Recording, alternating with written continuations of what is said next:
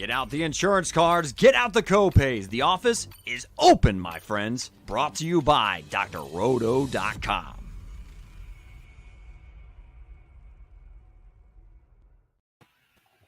What is up and welcome in. We are the One and Done Show. We are your fast break of college basketball information. I am your host, Eric Romoff. You can catch me on those Twitter streets at FantasyNav.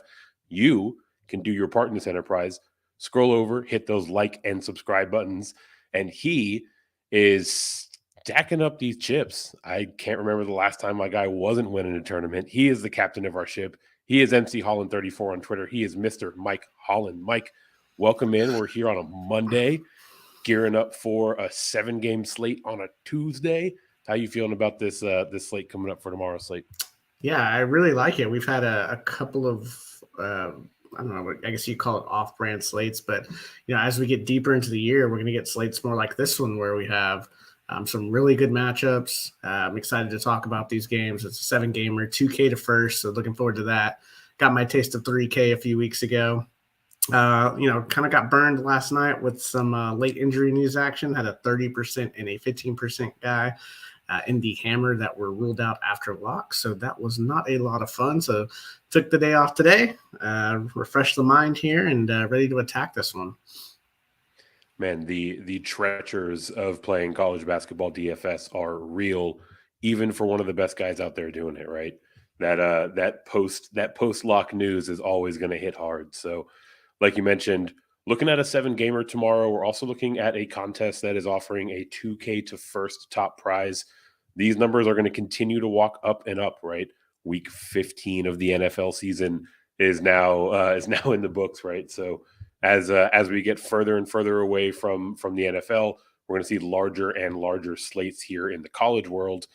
With these 7 games, a lot of things to pick apart, a lot of things that are kind of interesting. So far, we've identified 3 games that we're going to kind of showcase here to really be kind of the foundation of our build. So let's start off with the first game, that is Marquette and Providence. This is one that's carrying a total just over 150 points, 152 projection, according to KenPom. Looking to be a close one. Marquette favored by 2 in this one. So Mike, let's start off with the Golden Eagles. Pretty solid offensively, 23rd in efficiency there. Pretty solid defensively, 50th in efficiency there. Playing at a pretty fast pace, which we always know is going to be Coach Smart's brand of basketball, right? So what is it that you're seeing about this Marquette Golden Eagle side? Yeah, this game is going to be a lot of fun. It's going to be back and forth. There's going to be all kinds of fantasy points, ancillary points. So looking forward to, kind of stacking this, taking a 2-2, maybe even a 3-2 approach. Maybe one or two of my 20, but mostly sticking to the 2x2 approach here. So when you look at Marquette, they love to play fast, getting shots up. Cam Jones has been pretty good, taking over kind of the top dog role there. He carries a 23% usage rate. That 28% shot rate's really nice, but he can also chip in steals. Also has a 15% assist rate. So, he can do a lot of different things. Now his price has come all the way up to 8,000, which pretty pricey for him. If you look at his last 5, he's gone 23, 39, 30, 38, 34. So 4 of those games hitting 30 or more. That's what you'd like to see as like a floor. And then, coming close to a 40-point game, which obviously like for tournament purposes. I think that price a little scary for some people, right? When you factor in that, Providence is 239th in opponent 3-point percentage, I think he plays well here. So I'm not going crazy on him, but definitely going to have some shares with Cam Jones here.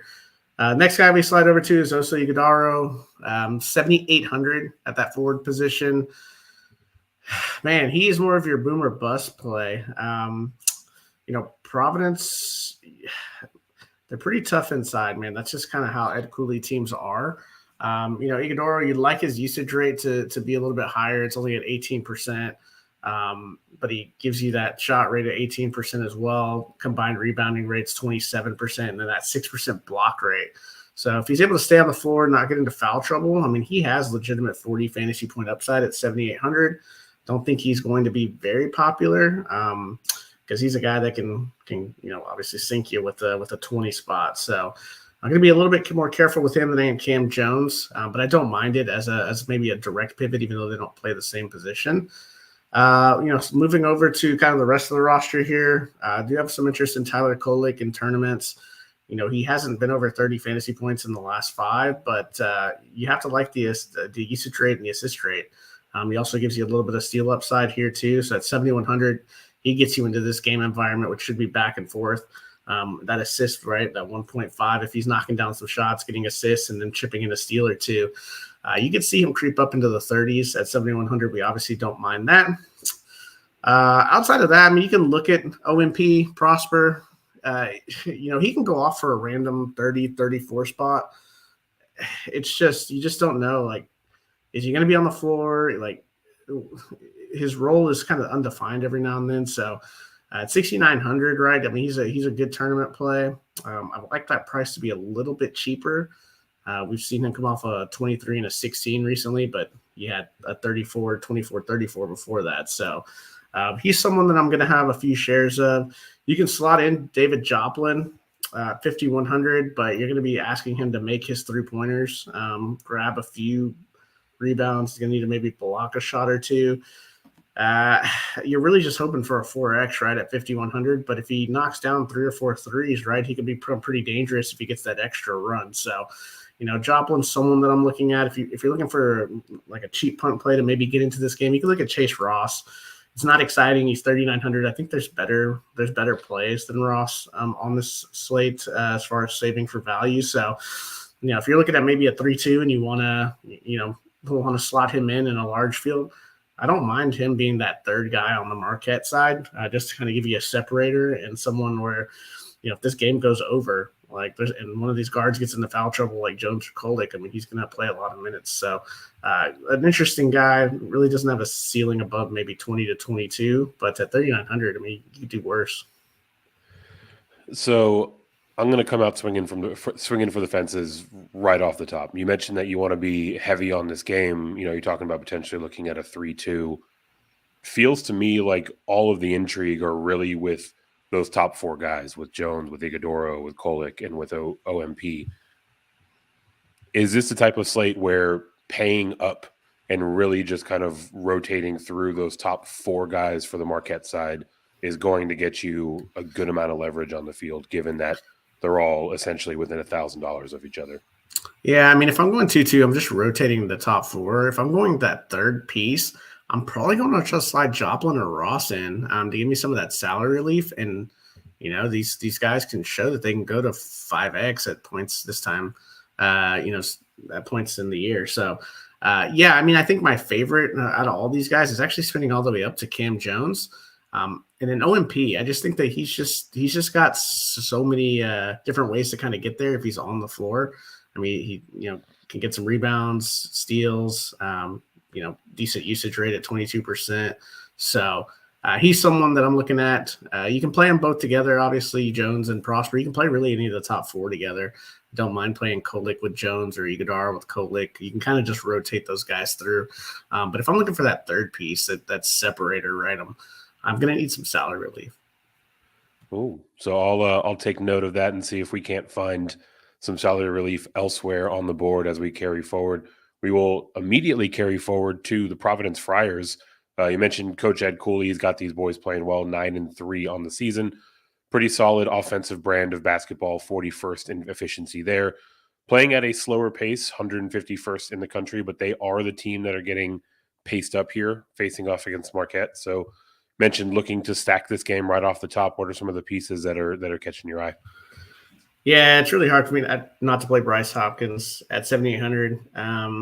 Man, he's been great. If you look at his last 5, right, he's got a 42, a 43, and a 41 in there. Now, it's sandwiched in between 2 20s, but if you're looking for tournament upside at less than 8K, I mean, he's sitting right there as someone that has usage rate, shot rate, high rebounding rate, can block shots, grab steals. He can get it done on the defensive side. He's someone that I'm targeting. He's flexible, right? You can play him. I love playing him at the guard position because you're basically he's not a guard, but you're basically getting a forward in that guard position. And that's a strategy that I like to utilize. when you look at the rest of this team, it's a little bit tougher. Now, I like the fact that obviously they're getting the pace up right. Like they're 151st in tempo. We're getting Marquette 57th in tempo, so more possessions for Providence is used to. I don't think that really favors someone like Ed Crosswell. I'm really looking more at like the guards, like Devin Carter, and then my guy Jared Bynum. Like what's happened to him this year? I think he's just trying to figure out his role in this new system. They lost, 5 starters last year. He was that sixth man, really that sixth starter that came in and dominated at times last year. He's down to 5,500 for a good reason, right? He's been in the teens and even a single digit in his last 5. So, you'd like the usage rate to be a little bit higher. It's creeping up on 20%. The assist rate is still there. It's 28%. In a pace-up spot, man, he's put up some massive numbers, especially last year. And for 5,500 for a large field tournament, I just like this environment for him. And now he's your ultimate boomer bust play at that 5,500. Devin Carter is going to give you more of a floor just because he's doing some other things on the defensive end, and he kind of chips in all over the place. So don't mind him, but I feel like the ceiling's maybe taken out a little bit on Carter at 6,800. So I don't mind the $1,300 savings for Bynum. Noah Locke, he just has to hit his threes, right? Like if he doesn't hit his threes, he's not really doing much. 4,500, the last 2 games, 21 and 22. Don't mind it, but he's got to make his shots. If you're trying to save some salary, get into this environment on the Providence side, you can always play Breed at 3,700. I've been pretty consistent over the last 4. Hasn't been under 15. So you don't mind it. Maybe a last guy in, or maybe even a third piece on the Providence side if you think they really, run it up to closer to 80, 85 points. But I think the way that you attack Marquette here is your guards just have to be dominant, right? They're going to be pressured a lot. They're going to have to make good plays. So that's where I think someone like a Jared Bynum could really set themselves apart here, especially with his assist rate. Because if you look at Marquette, like their metrics on KenPom, they're 285th in assisted field goals made. So, they're giving up dimes essentially. So, Bynum gets a little hot, right? And he, scores double digits and racks up some assists and grabs a steal or 2. Plays 30, 35 minutes. Like he's someone at 5,500 I have a lot of interest in. So if I had to go an AB, it would probably be Hopkins and Bynum. Yeah, and looking at Bynum, he's averaging better than 8 attempts per game this season, right? He's just not making a ton of them. So he's going to keep chucking it up. They're getting paced up, so he should have a few more possessions, and he can dish out those dimes like he has been through most of the season. Definitely feels like an environment where he can get closer to his ceiling. Looking at this Friar side, I know you mentioned Hopkins and Bynum are kind of the priority. Are there any guys on this side of the court that you think kind of correlate together more naturally than others? Yeah, I think Hopkins and Bynum play well together. I don't mind if you want to go to Crosswell. Everybody's going to see that 42 bomb that he just put up, right? Outside of that, it's pretty lackluster. Like at 7K, you want into the 30s. Now he did touch 32 games before that, so he's been pretty good over the last 3 games. I don't know, man. He is good as far as rebounding the basketball. I worry about this game just becoming a track meet, and maybe he's not that guy, to be in there. But Marquette's also 265th in an offensive rebounding percentage, so they don't get many extra possessions on their side of the ball. So that means people are cleaning up the glass on the defensive end. So Crosswell's someone that's interesting, and also Iguodala, like he can block some shots, right? But he's not like a dominant defender down there. So Crosswell could get some easy putbacks. He could block some shots if he stays out of foul trouble on the defensive side. So I don't mind it. I'm not using him as much as I'm using a combination of someone like Hopkins and Bynum or Hopkins and Locke. I don't know if I'm going to play the 3 guard, like the two or three of these guards together. I don't know. I have a tough time with that. I always like to use my exposure with a small and a big. If there were 2 bigs, I know you like that strategy, but Hopkins and Crosswell, I guess you could. That could give you some massive leverage on the field. I don't know that I could do that. For me, Marquette, the way to attack them is to have really good guard play. So we know that everyone loves chasing last slate's production, so expect Crosswell to be a popular choice. Sounds like at first blush someone that will probably be a little bit underweight to the field on, but through that first showcase game, we now have 4 or 5 of our roster spots filled in. So let's go to our second showcase game and see where we can round out the rest of this build. That game is the Seton Hall Pirates and the Xavier Musketeers. This is one that is carrying a 148-point projected total, according to KenPom. Xavier is a pretty heavy favorite here, an 8-point favorite. So start with the underdog, the Seton Hall Pirates. About average when it comes to their offensive capabilities, playing a real tough brand of basketball defensively, playing at about a middle of the road pace as well. So we found ourselves with a lot of Seton Hall on the slates that we've been prioritizing this year. So what's the latest with the Pirates, Mike? Yeah, I mean, this is probably the the spot in the slate that everybody has to make a decision. It's Kadari Richmond. Man, I was not on him, and he was, what was he, like 15% the other night, 20% the other night. He just come off a 32 piece. The injury to Fime Okudale is kind of opened up more run for him. And yeah, he responded with a 50 burger. Was absolutely dominant. Last year he was a guy that we were expecting at some point for him to break out. He had some nice games last year, especially when Aiken went out with his concussion. He slotted in as kind of that lead guard. I mean, him at Syracuse, he was just oozing with talent. Transfers over, has an okay year last year. And then you're just kind of waiting and waiting. Played, solid, and bam, like we see the 50 burger. And he's got 40 plus again in him in this environment. I mean, Xavier plays really fast. He's someone that can get it done in a multitude of ways, right? Like he can get it done on the defensive end. He can block shots for a guard. That steal rate's 5%, 31% assist rate, almost a 22% usage rate on offense, shoots 38% from three. And that plays nicely. Xavier, they are 325th in opponent three-point percentage. He shoots 38%, and they're 250th in opponent assisted field goals made, and he's got a 31% assist rate. I'm having a really hard time not hitting the lock button on him, especially if Okudale is out. Now, I believe he's questionable. We don't know this. If he's in, I feel like Seton Holloway's still going to want to play Richmond a ton of minutes. Especially he's pretty much the key to this team having any chance to making it to the NCAA tournament, and if they want to make some type of run in the Big East. So, yeah, for me, Richmond, especially if Okudale is out, I'm going to have a ton of him. If he's in, I'm going to not limit my exposure, but I'm just going to kind of be more careful with it. Other guys you can come play in this environment. We talked about Xavier giving up that 3-ball. Alamir Dawes, 5,600. You look at it, he hasn't been great, right? But he's got 30 fantasy point upside. Shoots 42% from three. A little more run with a good all out, a 25% shot rate, 13% assist rate. He's got to make his shots in order for him to be useful here. So he's someone that's on the radar. The Davis guys, I'm more on Tay Davis than I am Dre Davis, and I was absolutely burned by Tay Davis. He's now down to 4,400. He put up a 2 spot because he picked up 2 fouls within the first 2 minutes of the game, and he picked up another foul right after halftime. Didn't play much, but he kind of slotted into the starting lineup here, and we've seen games where he's gone for 20, 24. So this type of up-pace environment, staying out of foul trouble, right? He's a good rebounder. He doesn't take many shots though, so he's gonna have to get it done in other ways on the court. But 4,400, right? I don't mind it as a way to get into this game. Jameer Harris, man, I just keep hoping for something like last year.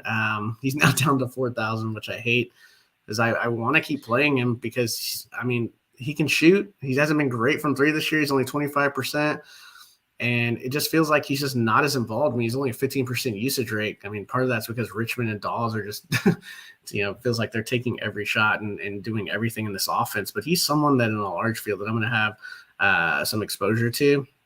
Nothing crazy, maybe one out of my 20 lineups, maybe two, just depending on how, what kind of salary he's looking like. He's just a way to be different as a salary saver. And then we can't forget our guy up at the top, right? Nadifo, he's 6,300. Kind of the jack of all trades guy. He's not going to drop 30 real life points, but, he can grab 10 rebounds and block 3 shots and get 2 steals, right? And all of a sudden that 6,300 turns into 30, 37 fantasy points. So, I think obviously outside of Richmond, I'm looking at trying to get some of these guys here like Tay Davis, Jameer Harris to, get that 5X for me and set me apart at a really low ownership. I'll have some Defoe here and there and some Dawes here and there. Don't know how much I'm going to play Dre Davis. I just feel like the price just kind of takes out his ceiling. I'm not really a guy that's going to go out and get 25 to 30, but he'd probably do it tomorrow. So being that the Pirates are the side that are getting paced up here, does that kind of leave you looking more towards the shooters? Does that look you looking more towards the guys that have a variety of ways to get there? Who do you think, what type of player do you think benefits from this pace up spot? Yeah. I think for me, I mean, more possessions, right? It feels like because the rotation of the bigs is for Seton Hall, right? Like it gets kind of annoying, right? Like Trey Jackson, someone that you could play. Just how many minutes is he going to get? Tyrese Samuel is going to get him some minutes. That's why the Defoe, I wish they didn't have so many guys because, the Defoe, if he told me he was going to play 32 minutes, like at 6,300, I'd want to have a whole lot more of him. So really I'm focusing on these guards, like obviously Richmond, right? But outside of Richmond, you're looking at Dawes and Harris. Trying to slide in a Tay Davis, see if we can't get a 20 piece out of him. But he's probably fourth on that list. So prioritizing Richmond, he's in his own category. Outside of that, I'm probably looking at Dawes, then followed by Nadifo and then Harris. Okay, so that makes sense. We mentioned how Seton Hall is getting paced up here. Let's go to the team that will be doing the pacing up. That's the Musketeers of Xavier. Incredibly strong offensively, 9th in offensive efficiency, 78th in defensive efficiency, 28th in tempo, right? They are the pace-up spot. So on the run back, the other side of this game, who are the names that are jumping out for you? This side is tough, man, because it's really 4 guys on this team. We know the names. We talk about them all the time. So 2 bigs. You got Jack Nungy's 8,800, Zach Freemantle 7,500. So you have to make a decision, right? Like – I don't really care for Nungy at 8,800 against some of these bigs because that's a tough price. Now, I mean, he's paid it off twice in the last 5 games. I mean, 48 and a 45 in there. So, he can definitely get it done. It's just when you get that $1,300 savings with Freemantle and you're trying to get into that Marquette game, it just feels a lot nicer, especially when Freemantle can get into the 30s, mid 30s, could even touch a 40 in this environment. Don't mind it. So, if price weren't a factor, I would say Nungy, but since price is a factor, I like Freemantle a little bit more. And then you have to look at the 2 guards. I mean, Kobe Jones, he's 8,600. Man, his ownership's probably going to be really low because he just hasn't been great recently. And his rates have kind of come down. He's kind of been deferring. It's really been Soleil Boom that has gone nuts recently. I mean, 58 last game. One of the top transfers in the country, man. Like, geez, like UTEP, man, like what's going on, man? Can't slide you guys some NIL money there.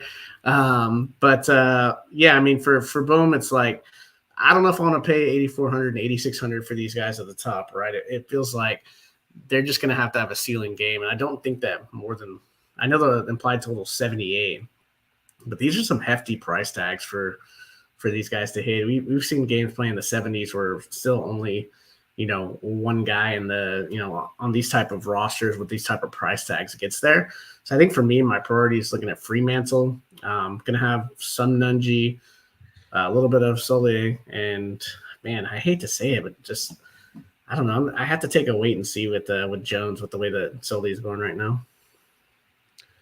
I mean, it's fair, right? You look at the Seton Hall side, and they are playing a tough brand of basketball defensively. So not only do you have these lofty price tags to navigate, but you also have a situation where these guys might have a bit of tougher sledding ahead of them. So Freemantle seems like the priority to me, like you mentioned, but getting up to the top to those, 8.5 plus K guys, probably not going to be a whole lot of people rostering those dudes. So yeah, might be a way to get some leverage if you want to take a shot or two. The last of our showcase games, Oklahoma Sooners, Florida Gators. This is one that is projected at 141 points, according to Ken Palm. We'll start off with the Sooners side. This is the side getting paced up.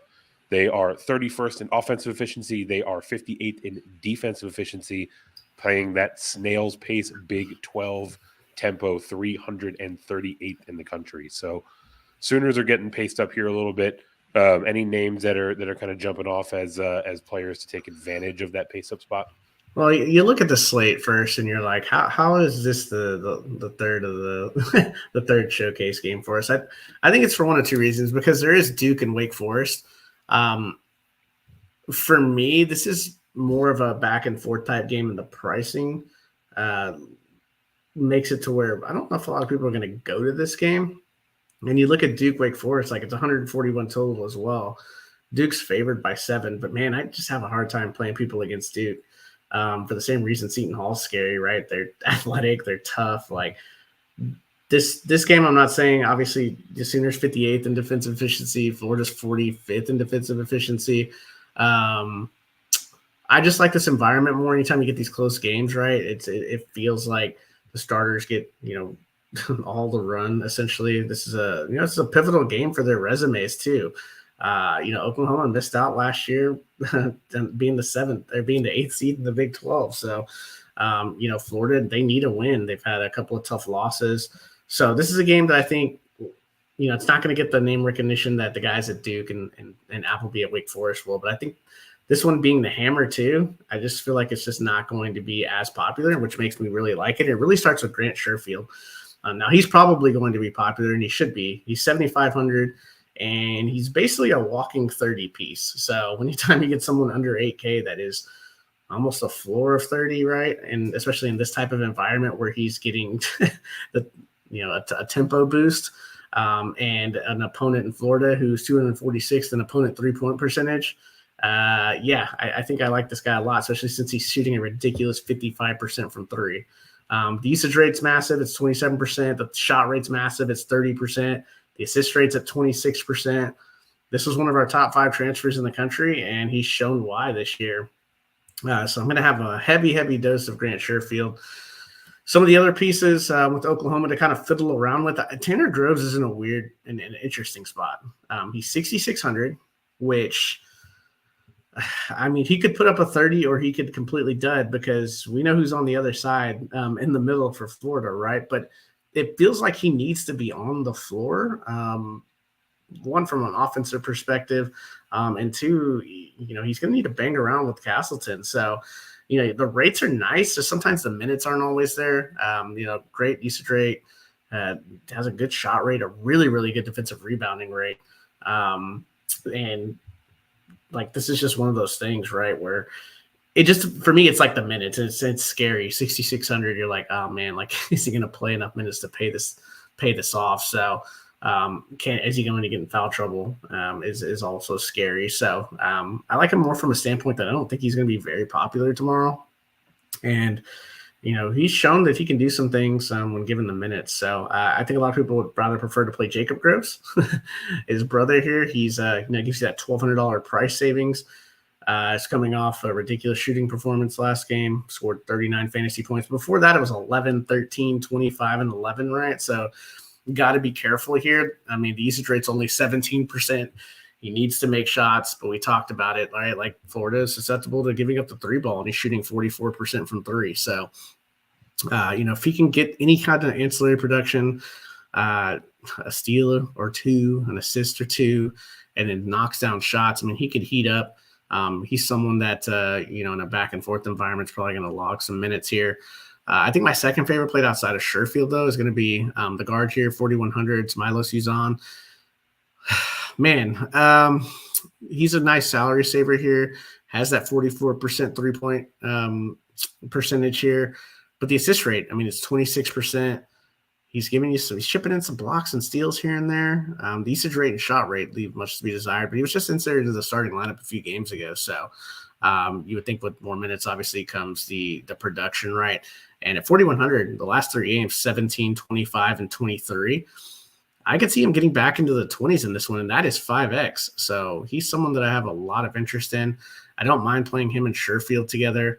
I don't know if I'm going to play them both together. I think I'm going to play one of them on probably every lineup. So I'm either going to have, if I'm playing 20 lineups, I'm probably looking at 14 Sherfields and 6 maybe 4 Milos and then 2 together. This might be the scenario I'm looking at. So I'll just have to fiddle around with it. Look at some of the, obviously roster construction is going to come into play, but I like this side for Oklahoma. They're getting paced up, right? I mean, you go from 338th in tempo to 20, versus 29th in tempo.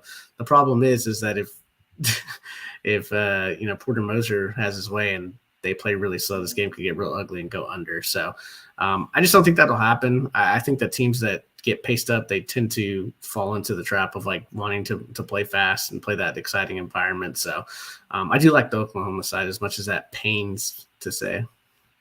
So with Milos here, you mentioned him getting inserted into the starting lineup recently.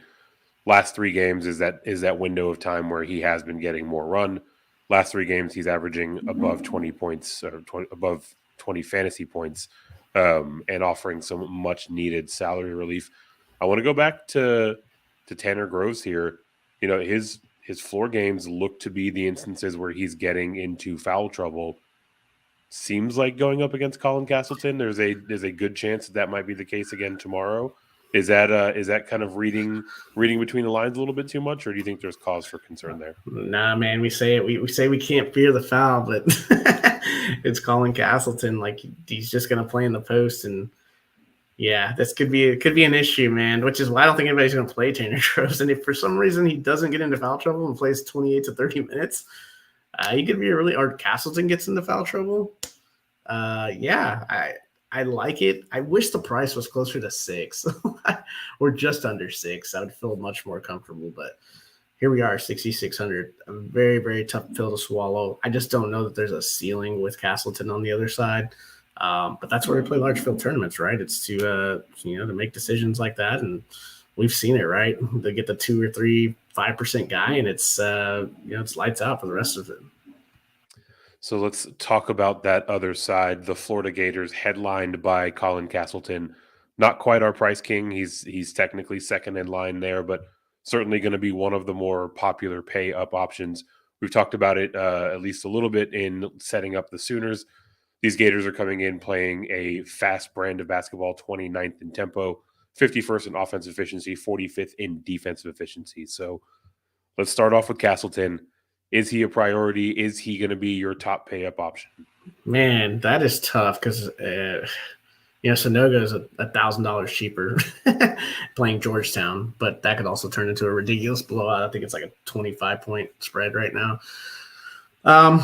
Look, he hasn't been great. I mean, 21, 32, 27, 34, 10. I mean, he hasn't even hit 4X in his last 5 games. So we know the type of player that he is.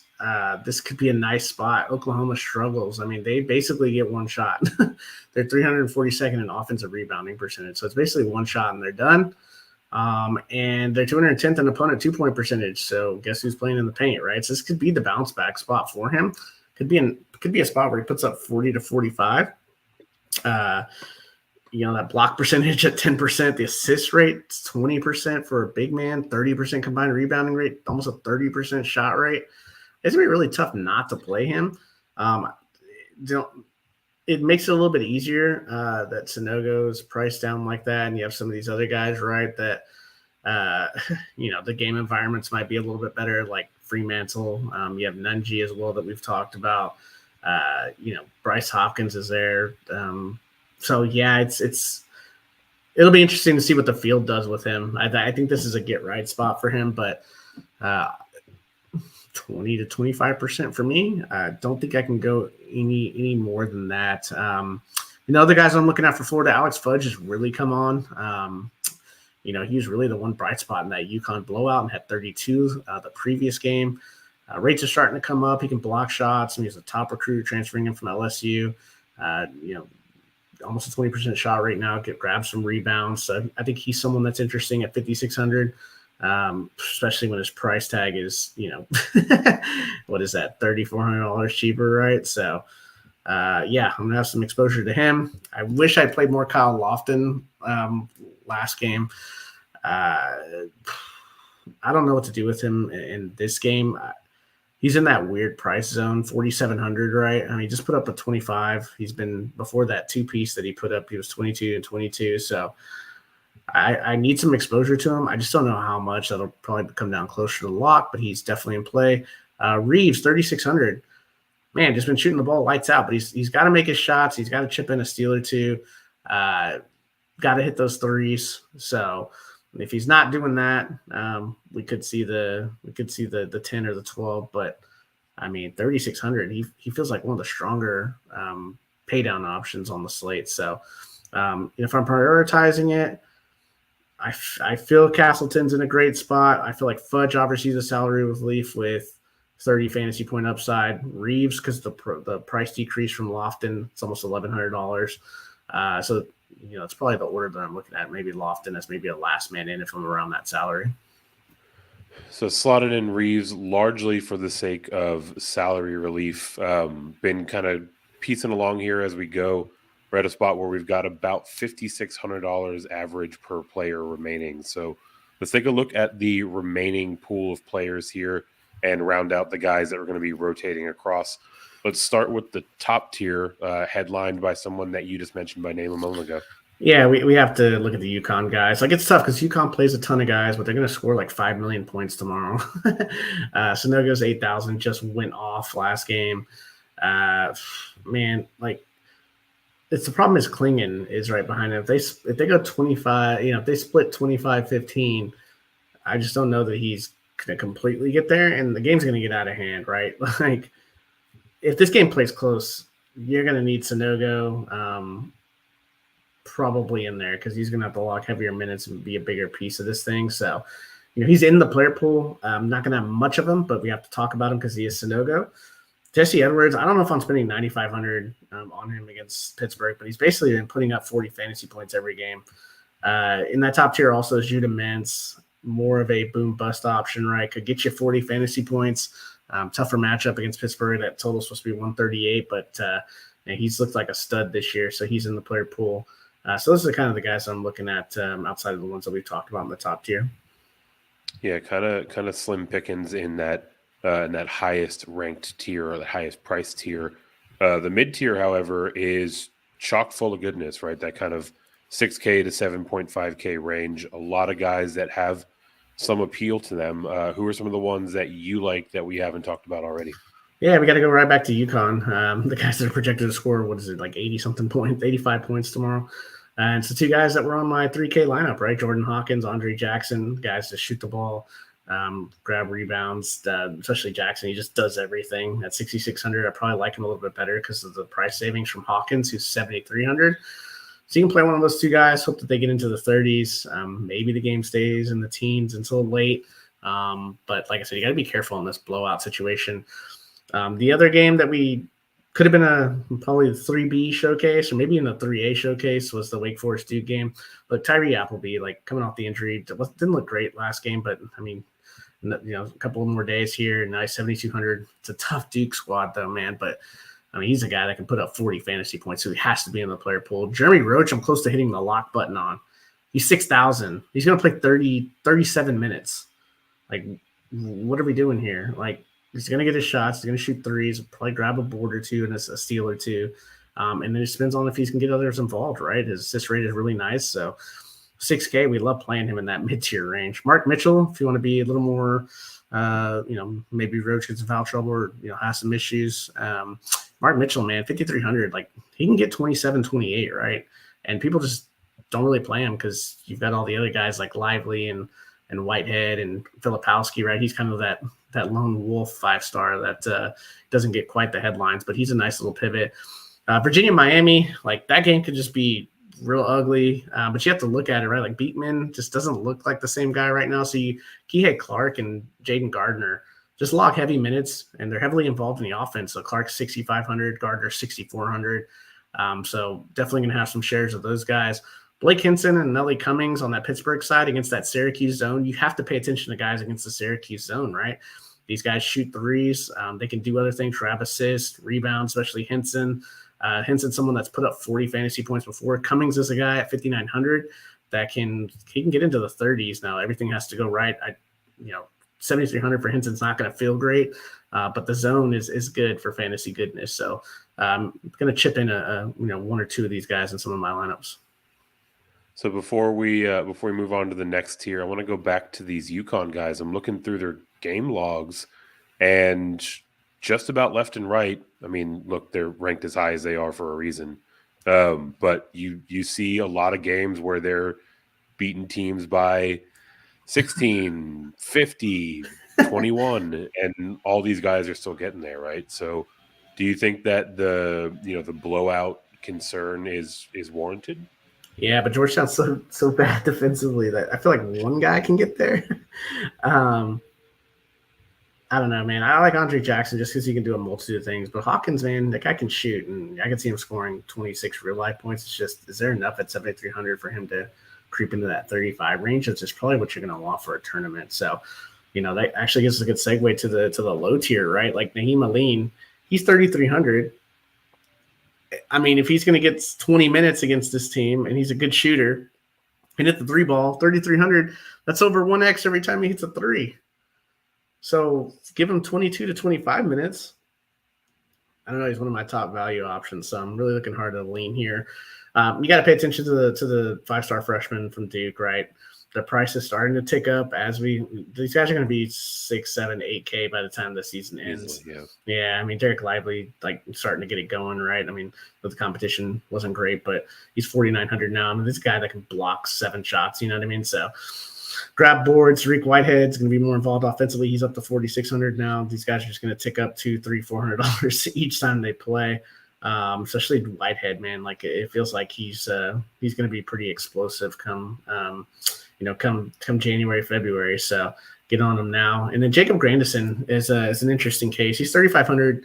Duke needs outside shooting. We talked about it all offseason. Like they have to have guys knock down shots, especially if Roach isn't going to knock down the outside shot. And if Filipowski's off, they got to have a guy that can spread the floor. And he's that guy. And he's 3,500. The three ball on DraftKings is 3.5. Man, it's a 1x. And 2 or 3 threes from Grandison or Aline, that's huge because now it takes all the pressure off of anything else they do on the court.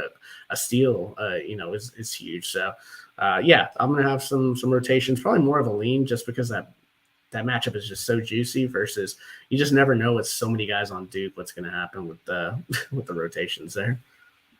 So as I'm clicking through this while we're talking through this player pool, I'm finding myself with a few too many guards. You mentioned that we do have some players up in the Marquette game, Bryce Hopkins being one that have dual eligibility, but even with that, don't have enough guard spots here. So maybe close this out, kind of talk a little bit about your guard strategy or how you might kind of navigate a world where you've got too many guys filling in that guard spot. Yeah, this happens from time to time, right? It feels like sometimes these slates are you're going to want a lot of forwards, and some of these slates, you're going to want a bunch of guards. This feels like a guard-heavy type slate, especially when you got guys, teams on here like Marquette, so much pace, so much action. Xavier running up and down the floor, especially with the cheaper guards for Seton Hall.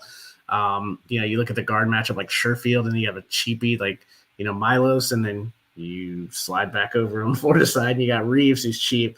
Yeah, there's just a lot of cheap options. Aline, Grandison, like these guys are too cheap. So it feels like a 5 guard, 3 forward type situation. Gonna probably be 80% that way as it currently stands. And obviously we got to wait for breaking news, right? That's always somebody randomly has ate the fish or something. Breaking news always coming into play.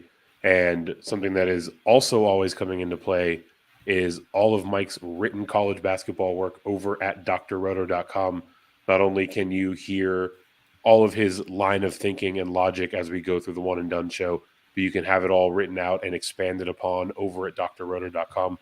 Best way to get access to that, head to that website, drroto.com, get yourself signed up and subscribed. Not only will you find all of Mike's written work there, but that will also get you access to our members-only Discord. We are in that Discord having these conversations every single slate. We're talking about how we navigate guards. We're talking about where we can save some salary. We're talking about if guys have enough upside. That place, that Discord, is the best place for you to get into if you're trying to get this bread. Thanks for stopping by the office. Get your fantasy prescription by subscribing to the channel and checking out drroto.com. And until the next visit, be well and take care.